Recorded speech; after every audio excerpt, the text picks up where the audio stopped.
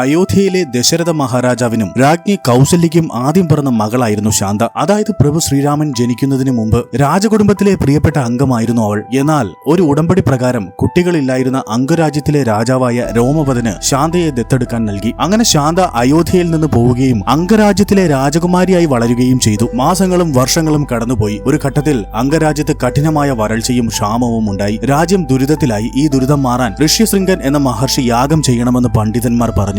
ശാന്താദേവി തന്റെ മധുരമായ പെരുമാറ്റവും സ്നേഹവും ബഹുമാനവും എന്നിവയാൽ തപസ്സിലായിരുന്ന മഹർഷി ഋഷ്യശൃംഗന്റെ മനസ്സ് കീഴടക്കി. ഒടുവിൽ അവർ വിവാഹിതരായി. വിവാഹശേഷം മഹർഷി യാഗം നടത്തുകയും അതോടെ അംഗരാജ്യത്ത് മഴ പെയ്യുകയും ക്ഷാമം ഇല്ലാതാവുകയും ചെയ്തു. ശാന്താദേവി അയോധ്യയിൽ നിന്ന് പോയതിനു ശേഷം ദശരഥ മഹാരാജാവും രാജ്ഞിയും വളരെ ദുഃഖത്തിലായിരുന്നു. എന്തെന്നാൽ അവർക്ക് പുത്രന്മാരില്ലായിരുന്നു. അങ്ങനെയിരിക്കെ തന്റെ മകളുടെ ഭർത്താവായ ഋഷ്യശൃംഗനെ ദശരഥ മഹാരാജാവ് അയോധ്യയിലേക്ക് ക്ഷണിച്ചു. അയോധ്യയിൽ വന്ന ഋഷ്യശൃംഗൻ ദശരഥനു വേണ്ടി പുത്രകാമേഷ്ടി യാഗം നടത്തി. അങ്ങനെ ആ യാഗത്തിന്റെ ഫലമായിട്ടാണ് ദശരഥ മഹാരാജാവിന് പ്രഭു ശ്രീരാമൻ, ലക്ഷ്മണൻ, ഭരതൻ, ശത്രുഘ്നൻ എന്നീ 4 പുത്രന്മാർ പിറന്നത്. അങ്ങനെ പ്രഭു ശ്രീരാമന്റെ ജനനത്തിന് കാരണമായ യാഗം നടത്തിയത് പ്രഭു ശ്രീരാമന്റെ മൂത്ത സഹോദരി ശാന്തയുടെ ഭർത്താവായ മഹർഷി ഋഷ്യശൃംഗനാണ്. പ്രഭു ശ്രീരാമന്റെയും അദ്ദേഹത്തിന്റെ സഹോദരി ശാന്താദേവിയുടെയും ഈ കഥ നിങ്ങൾക്ക് ഇഷ്ടമായാൽ ലൈക്ക് ആൻഡ് സബ്സ്ക്രൈബ് ചെയ്യൂ. ജയ് ശ്രീറാം.